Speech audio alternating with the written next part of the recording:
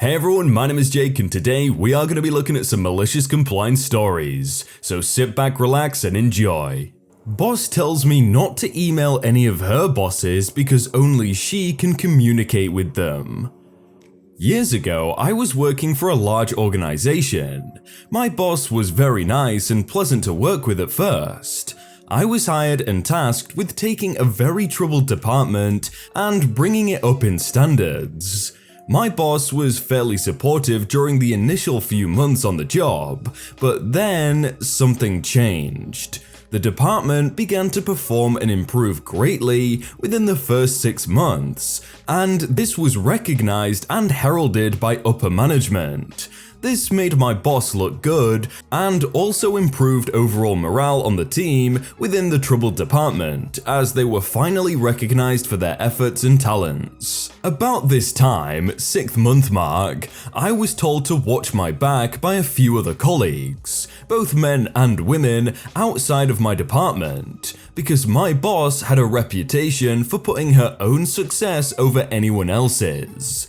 They also warned me that she was known for being very threatened by any successful males who worked with her. Male here. She was a very big champion of the women on her team and regularly promoted and advocated for them, but it seems that every male that worked on her team ended up leaving or getting fired. This was something I was not aware of when I was hired. I also am the only male on the team.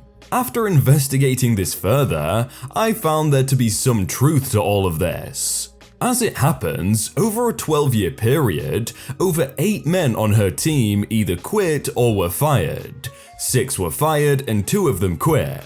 Of the women on her team during the same period, 8 were promoted, 2 quit, 4 were still on her team, and 0 were fired. So I am a bit concerned about this now, as number 1, I am a male, and number 2, she has this reputation for making it difficult for men on her team. I just took this all in stride, however, and focused on continuing to manage the department to greater levels, work on continuing to increase the morale of the department, and ensuring I communicate with my boss regularly about any situation that would become problematic for her or me. I also focused on ensuring that she got maximum credit for the improvements of the troubled department, and credited her with being a great boss that ensured that the department received the resources and support that it needed to succeed. Fast forward to about my 8th month there, and I am in a meeting with my boss and she begins to rage against me that I emailed someone who was in the upper management of the company. I explained to her that yes, I did CC that VP because the email in question was the one that necessarily involved the entire area under which this particular VP led. She said that I am not to do that, and then proceeds to tell me that I am forbidden to email anyone that is above my pay grade, as that is not my place.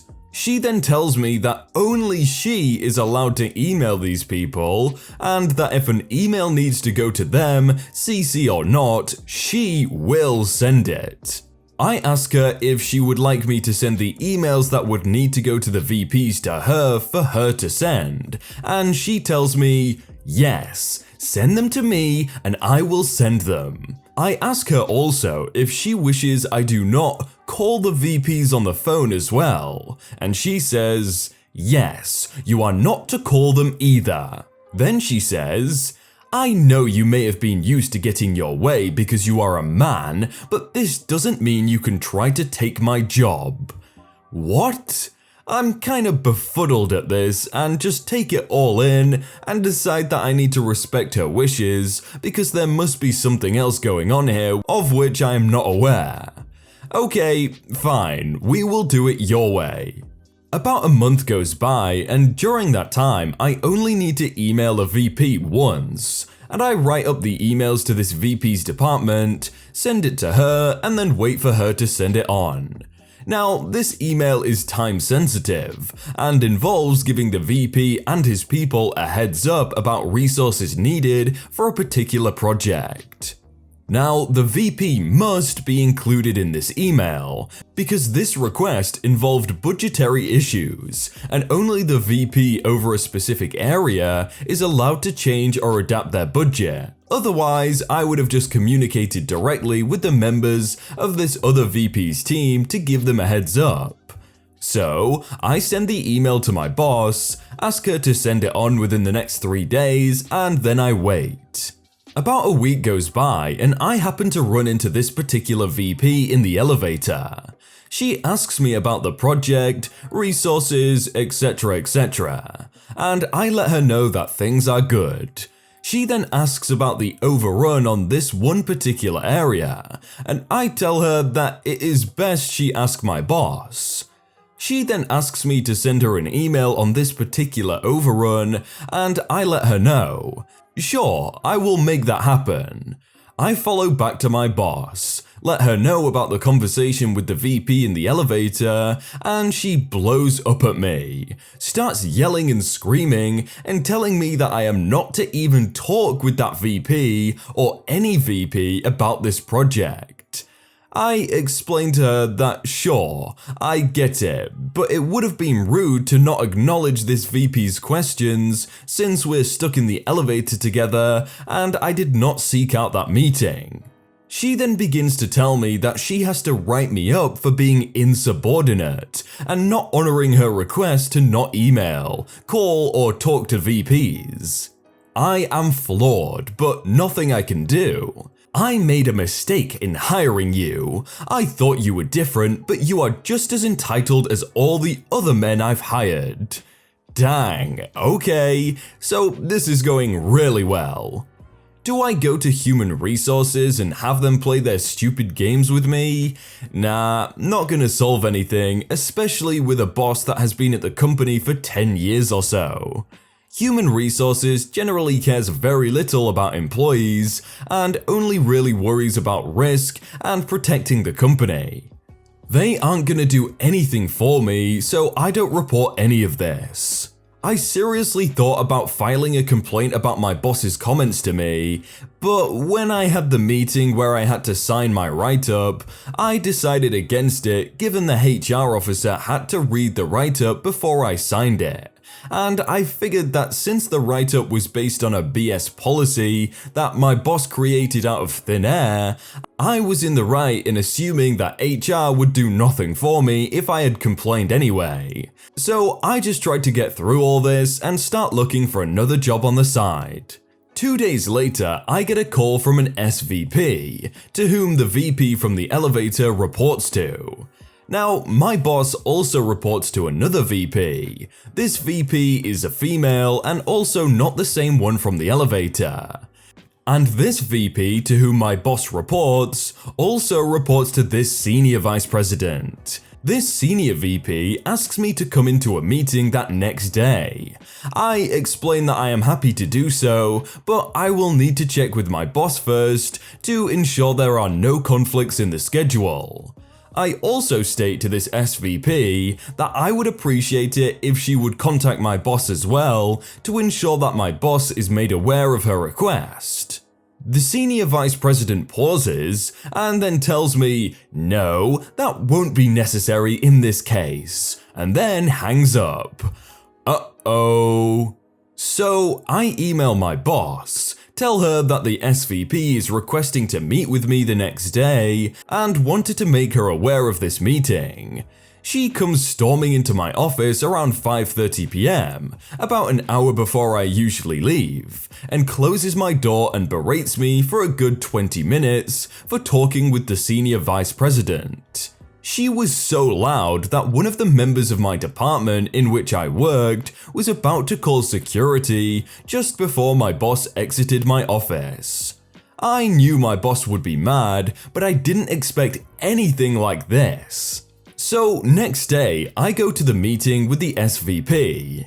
At that meeting is another 3 vice presidents. The first is the female VP whom I ran into in the elevator and was asking about overruns. The second is the female VP to whom my boss reports. And the third is a female VP that I used to oversee the department in which I presently work. The SVP proceeds to ask me about the overruns.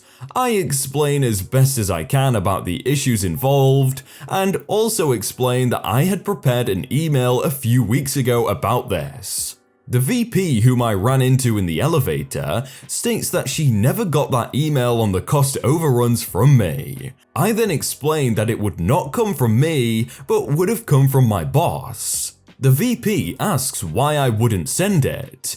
I say that it is not my place to send emails to VPs. Then the senior VP stops everyone from talking and says, "What did you just say?" I then reiterate my response. Then the SVP begins questioning me about this point. After about 15 minutes of my explaining to them that I am not allowed to communicate with them per my boss's orders, they are all pretty disgusted and frustrated.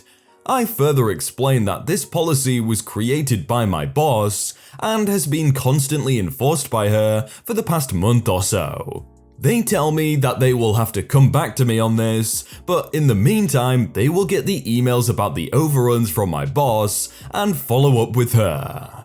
Oh no. So I go back to my office that day and realize that my head is on the chopping block. I am really in a no-win situation, and I just have to wait for it to play out. And play out it did. I come into work the next day. It's a Thursday, and I don't think anything has changed. Seems like a normal, oppressive day, and I am just waiting for the axe to fall on my head.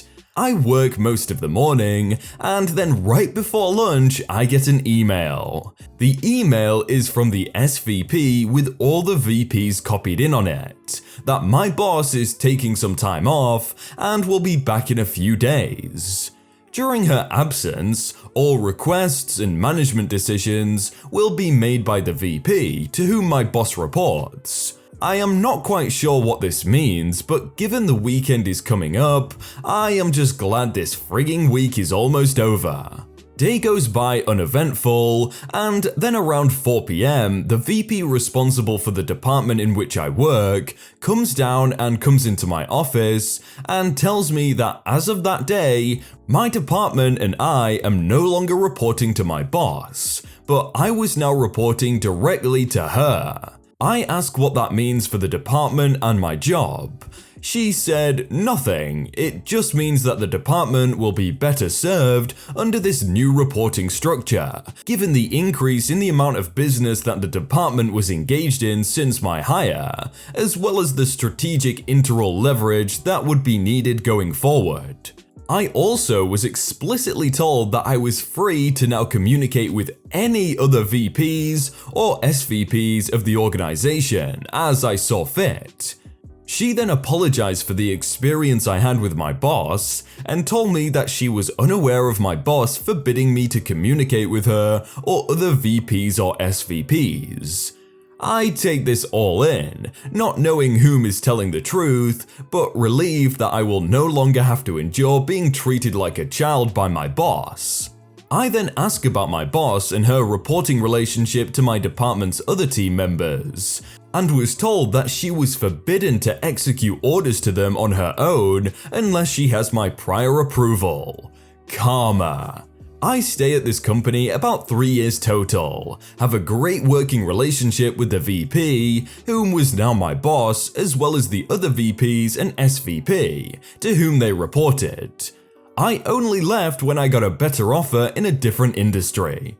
My former boss was eventually cancelled out over a 3-month period after HR investigated her behavior, interviewed me about the arbitrary rules about communicating with VPs that my boss had enforced on me, as well as her shouting at me and writing me up, and disparaging me as a male, Talk about karma. Her write-up of me was used as evidence that she had actually implemented this no-contact policy solely with me, and because she wrote it up and put it on my employee file, it proved my veracity about the entire no-contact issue. In addition, and also compounding the problem, other alleged issues concerning cost overruns and financial reporting irregularities that she had hidden over the years. I have never seen her again, but if I ever do, I would love to be able to say to her, "Great seeing you again. I always tell people that you were the boss that taught me the importance of using email to further my career." I don't know, it sounds like she's had some bad experiences with mails in the past. I wonder what would have happened if he'd have said to the VP in the elevator though, like, "Oh, sorry, I can't talk to you, my manager forbids me." Just see what her reaction would be. Wow guys, look on screen right now, you see those 2 videos right there? They're pretty good. I think you should click at least one of them and watch another one.